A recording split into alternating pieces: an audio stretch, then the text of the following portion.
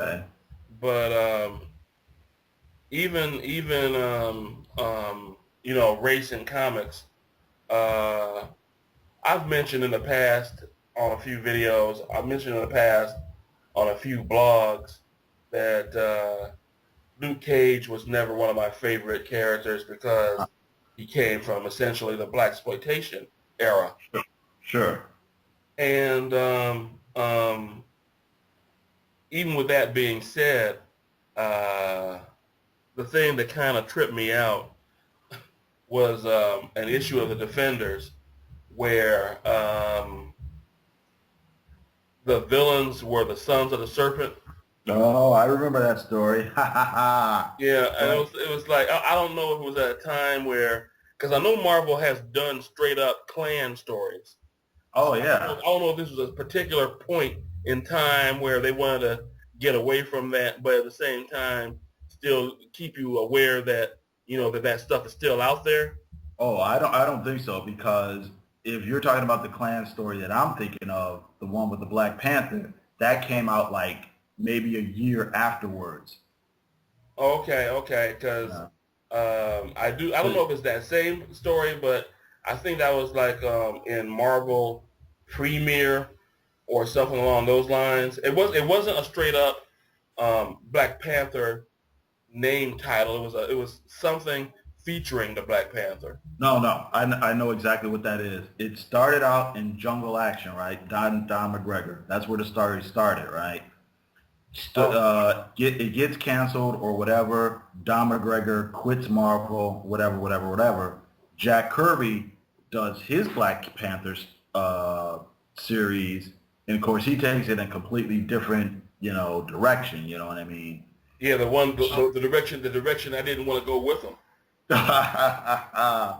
Oh man, I've got. Well, we'll talk about that another time because I think all that's interesting.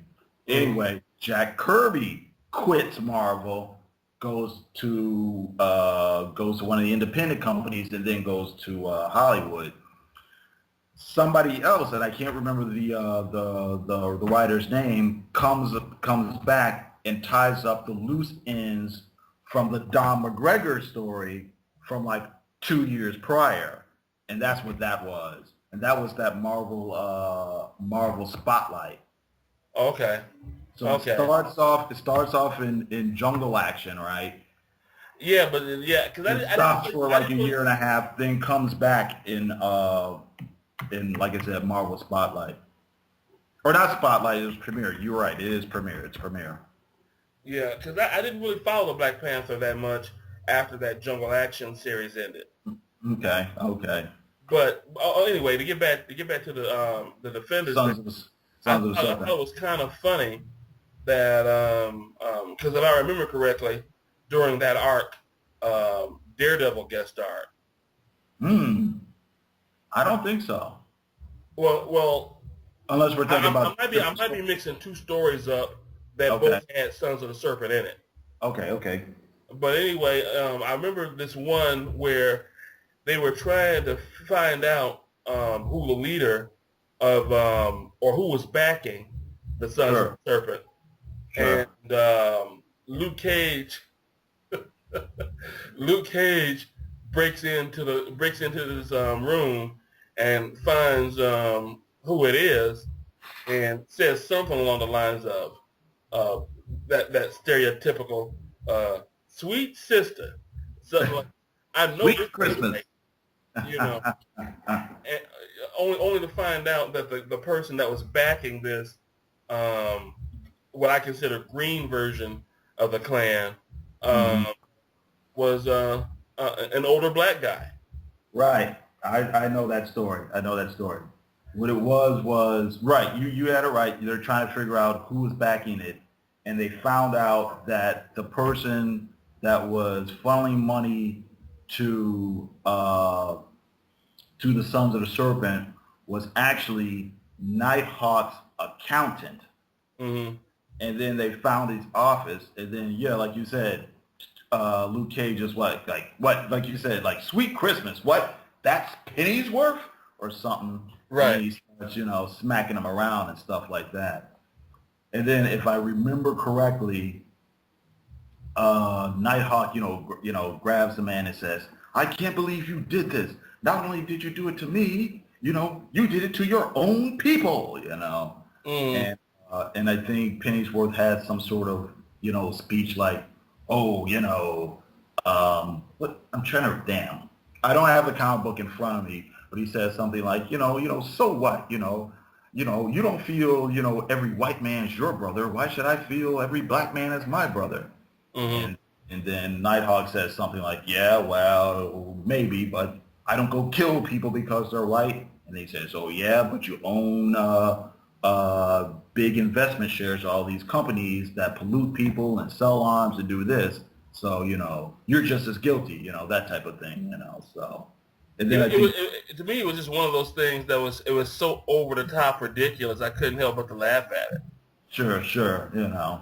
but that was that thing back in the day. No, but just to throw in just 2 cents about the Sons of the Serpent. That was one of those Stan Lee inventions back in the early mid '60s, where you figure he probably wanted to use the Klan, but then he probably thought, maybe I won't be able to get away with it. So he invent the Sons of the Serpent, and then to make them, ooh, excuse me, I'm sorry, to make them, I guess, foes worthy of like the Avengers and stuff. Then they had to have like the secret hideout and the ray guns and in the airships and all that. You know what I mean? Like you said, the fantasy version of the Klan. You know what I mean? Mm-hmm. But yeah, What were you gonna say? no, I was just saying. But that's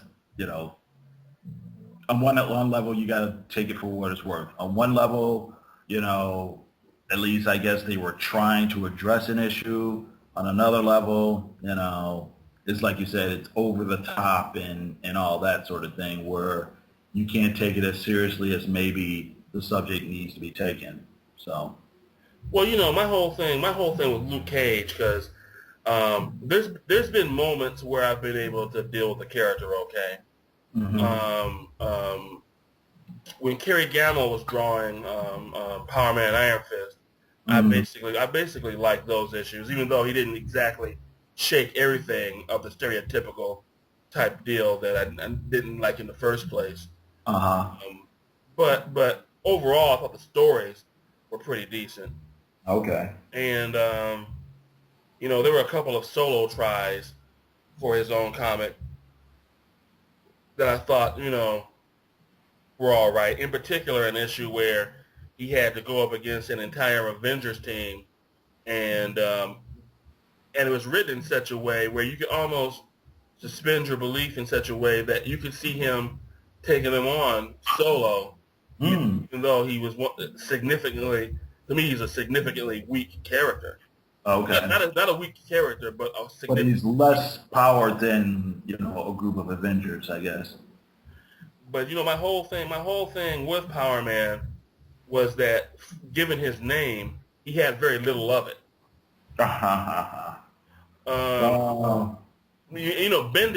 Bendis is trying to do his thing to make him more reputable, I guess.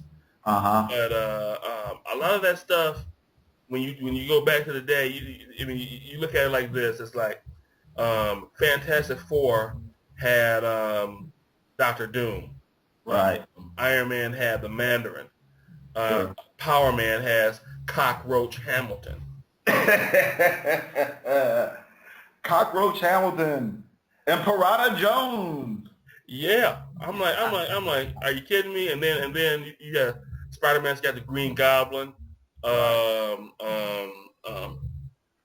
else am I? Oh, Captain Marvel has Thanos. Sure. And Power Man has Cottonmouth. Right. I mean, I'm sure there's someone that can argue, the whole Cottonmouth thing was a snake technically, but the loss of where that the name from where that name comes from is not lost upon me. Why they named him that? Oh sure. And but I think what that is, I mean, it's like you said, it's a character coming straight. The whole point of that character was them trying to capitalize off the whole black exploitation, B movie trend and whatnot. Mm-hmm. So I mean that's where they were going with that.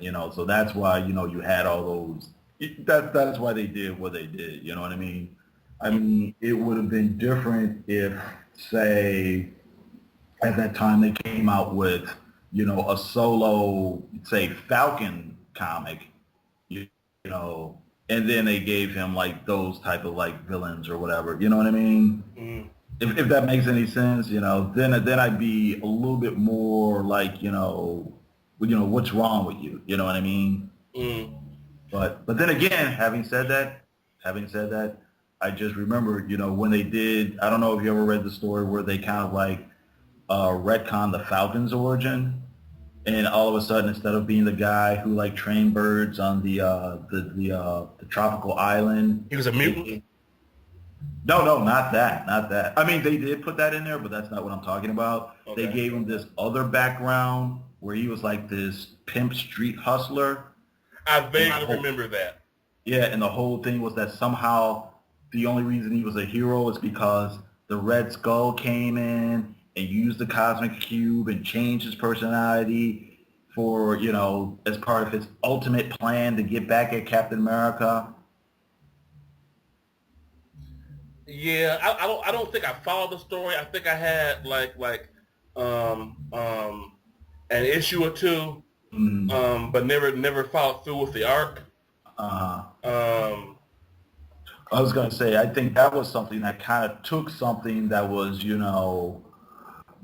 fairly positive about a non-stereotypical character, you know what I mean? And somehow, for whatever reason, they felt they had to retrofit him to maybe they thought it was being hip, maybe they thought that made him relevant. But now, you can't just be, the clean-cut positive role model. Now you need this street background to somehow make it more relevant, you know what I mean? And I thought that kind of diminished, the character a little bit, Well, I got even before all that, I got bones to pick with that character too. Mm-hmm. But before I do, Okay. I need to still continue on with Luke Cage. Okay. Also, he basically has wristbands that one could arguably say were pretty much handcuffs, and has a chain for a belt. Okay. I'll forgive the whole polyester shirt thing. Okay. But the ultimate thing, not going with the blaxploitation deal, just going with the power deal. Why does he have to be the one character who is essentially bulletproof, but still has to have dents in his body to show that he's been hit? Oh. Well, did they do that? But let me ask. Did they do that a lot back in the day? I see it all the time now. But back in the day, it wasn't so much that they did that, but they made it known that it hurts. Yeah. Wow. But my whole thing is, with all that, do you know which villains could kill him? Who? Powerman. No, which villains can kill Powerman? Well, pretty much any of them. But specifically, if they wanted to, Bullseye could take him out, and not with no kind of special kind of ammo because of Norman Osborn or anything. Just give him a basic gun, a basic Glock. Have him shoot him about 6 times. That's a dead Luke Cage. Well, I don't know. Now we're getting to this weird thing about what's logical, because by what you just said, Bullseye can kill Daredevil, Captain America, Moon Knight, Spider-Man, Johnny Storm, maybe not Johnny Storm, but, Reed Richards, you know what I'm saying? Well, he pretty much could. But my point is, the way he would do it with a standard issue weapon is basically shoot him in the chest 6 times in the same spot. Because if the first bullet can make a dent, then the second bullet can make a bigger one until there's separation, until it goes through. Okay. And that's it. But he can kill Batman like that, though. He just put a bullet in his head. Right. I mean, I don't think Luke Cage's lack of invulnerability or lack of superpowers is an issue. I think the real issue is probably how, like when we talk about characters like Batman or Captain America or Daredevil or whatever, the writers always try to come up with some clever way that, these guys were able to beat somebody else that has more raw power or that was stronger than them or who had superpowers when they didn't have any. With Luke Cage, they just had him have a brawl with people who are essentially lamer, The thing to make him cooler to do is, okay, he's got his super strength and he's got his semi-invulnerability, but then put him in situations where maybe he has to think his way through a little bit more, Maybe he's got to use that street smarts, and have him do something clever, Have him beat, people that maybe he shouldn't be able to, that he wouldn't be able to beat in fisticuffs, but have him use his brain a little bit more, Yeah, I have a question. Uh-huh. What's semi-invulnerability? That's what you just said. He doesn't. He gets shot and he has dents. That's all I'm saying. I don't really care about. Not that I don't care about that, but that's not a flaw in that character. That's a flaw in the fact that the writers didn't think that somebody who came off the streets would be able to use, any sort of cleverness or strategy or brain power, and then they didn't give them, like you said, really cool supervillains to go up against. They gave them, like you said, Cottonmouth and Piranha Jones, and they would have a fight, and that would be the end of it. As opposed to giving them, like you said, pairing them with somebody like, Daredevil gets paired up with Bullseye. Bullseye is, master marksman, almost never misses. Daredevil's got to step his game up, and that's what makes the character exciting, The Joker has all of his plans and schemes and things, and he's smart enough to beat the cops, Batman's got to step his game up to beat the Joker, you know what I mean? And that's why people like those heroes, and that's why they like those villains as well, You know what, Ed? I don't think I have enough time to get into that issue with Batman and the Joker, because that's a whole other video. Sure. But I'm gonna tell you right off the bat, just off the top, Batman should have killed him years ago. Oh, well, that is a completely different video. You're totally right about that. But you know what? A guy, you like them real Manos, right? Well, I know you do because you've talked about the real Manos, and you've talked back and forth. I don't know if you ever saw the video he did about, it was a review of a fan film that somebody made and put on YouTube that was, it was a live action thing that was exactly about that, like about, the Batman should have killed Joker. But I think he brought up a real good point. Maybe Batman should have, but you know what? The state should have killed the Joker, Why is it that they just keep him and he goes to Arkham? Why doesn't he go to jail, and why is he not on death row, Mm-hmm. How come the police how come the court system hasn't put him to death, Yeah, I think that was City of Scars. I think that was the fan film. Okay. But but like you said, that's a whole nother video. But back to Luke Cage,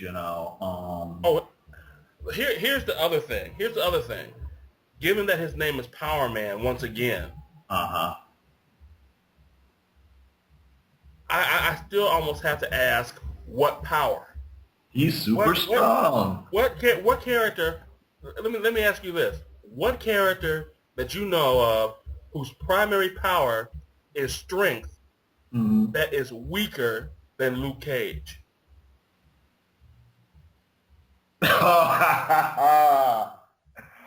Oh man! You know what? You got me. I'm sure there's somebody out there. Yeah. I know. I know. Go ahead. 3D man. E-Man. 3D man. Oh, 3D man. Right. Well, I'll say 3D man and mid-70s Nighthawk, and I think everybody forgot about it, but supposedly his strength would double at nighttime. I remember that. Oh, okay. So there. But I would venture to guess that most people would not, even with that knowledge, would probably still not say that was his primary power. Right. And, you're right. But even if that was his primary power, I think you might still have some people that might argue whether or not he was weaker. Oh no. Yeah, because not to mention 3D Man, because that's even one more than Nighthawk. Right. Yeah. I have never seen him throw a car, a significant size statue, a significant size tree.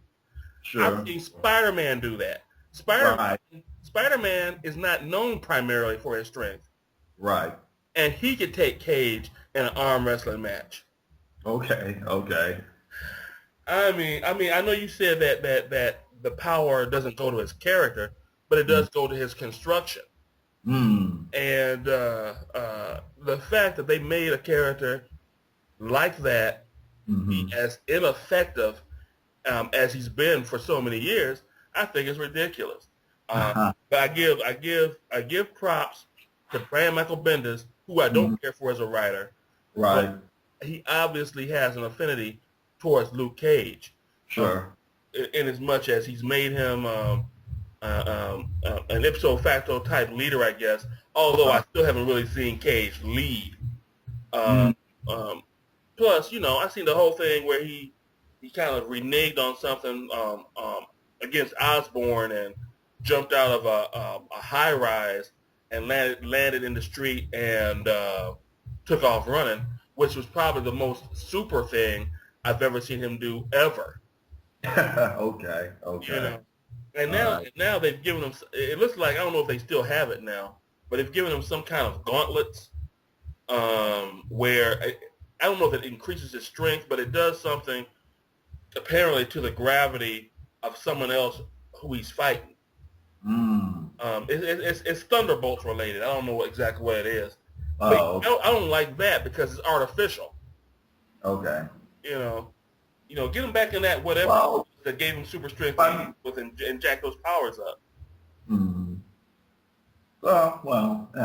mean, I actually agree with you as far as, like you said, Brian Michael Bendis making the character relevant again, and I think being able to do so without making that character, still keeping him grounded, still keeping him kind of seeming as a person who has, I don't want to say street, but I can't think of a better term right now. But with being able to do that, let's say down to earth. But being able to do that without, falling back on, old stereotypes and things like that, I actually think he's to be commended for that, to a degree. You know what I mean? Yeah. You know what I mean? And the fact that because, Brian Michael Bendis, like you said, has whatever affinity he has for that character, and he's obviously got a certain amount of pull down there at Marvel.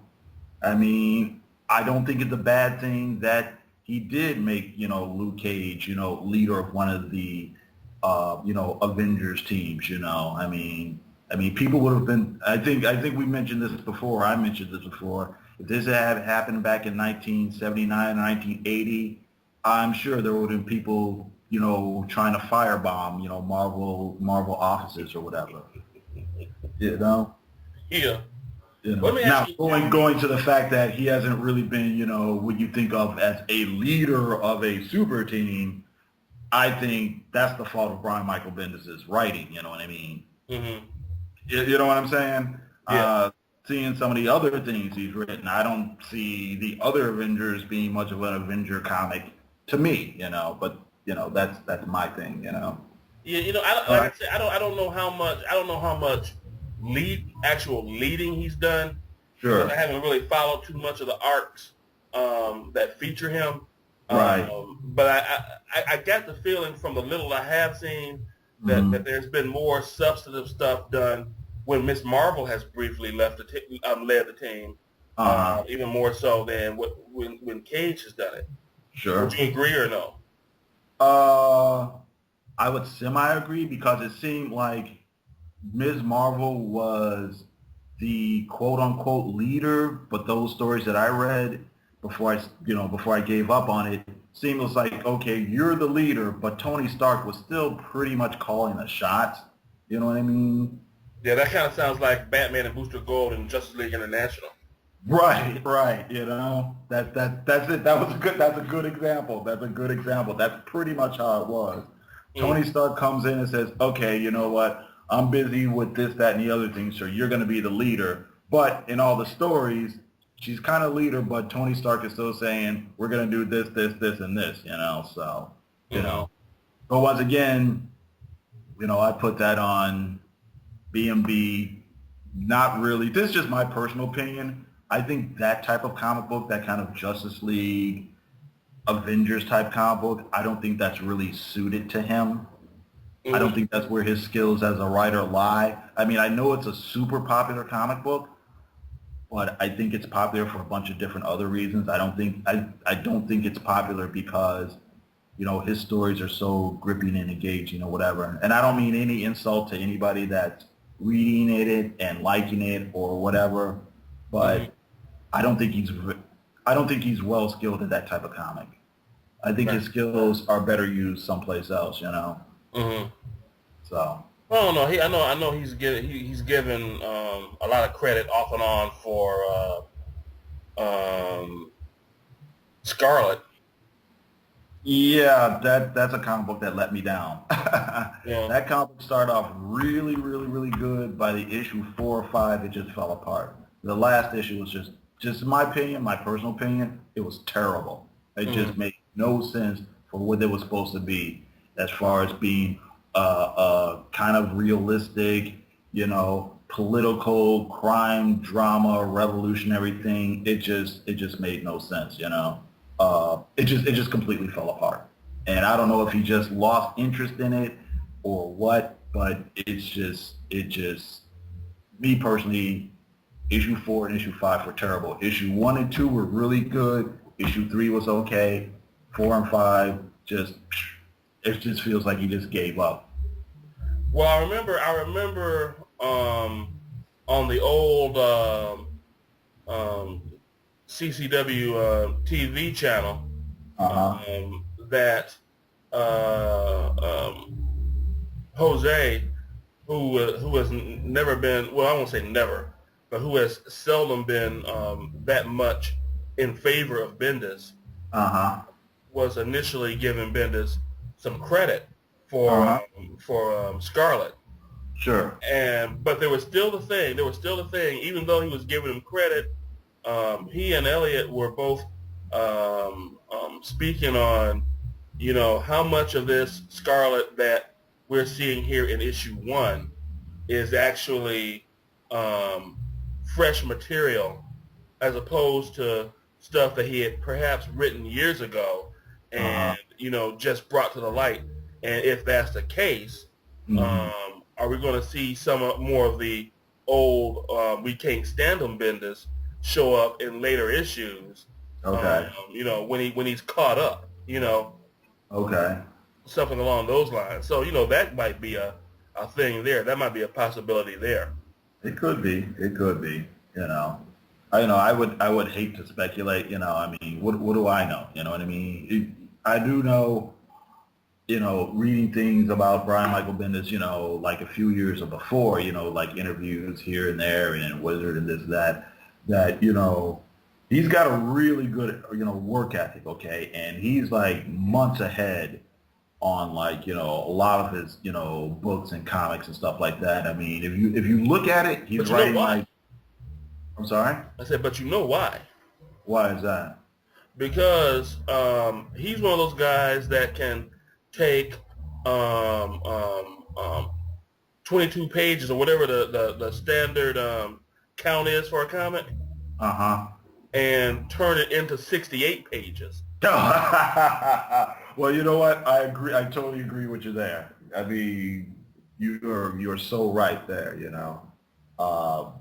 That's actually what kind of made me like give up on like on New Avengers. You know, when they relaunched New Avengers, and the art was by Stuart Immonen, and it was like, you know, the Luke Cage team. You know, I was like, okay, I can't buy both of these comics. I'm gonna follow this one. I like the art a lot better. I like, you know, some of the different characters. It, you know, feels a little bit different than your standard thing. Mm-hmm. And you know, it starts out, it's guest starring, you know, Doctor Strange, and it's guest starring the Son of Satan, and it's got, you know, monsters come out of the sky, you know, right in the first issue. And I'm like, okay, right, we're gonna hit the ground running, you know.